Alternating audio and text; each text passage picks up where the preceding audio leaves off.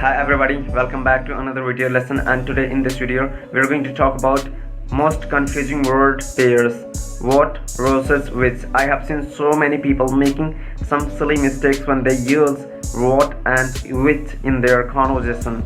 So today in this video we're going to talk about how to use what and which. But before starting this video, make sure you press the subscribe button so that you never miss any update in future. Okay, so we use what when we are talking about or we are asking something generally.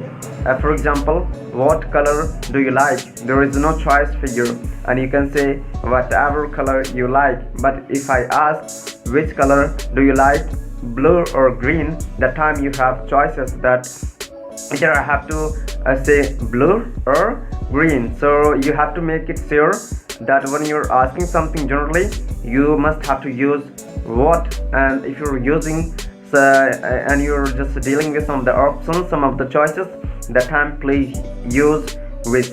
I hope you got it, and if you like this video, please hit the like button and do not forget to subscribe this channel. Gonna see you in the next video. Bye for now.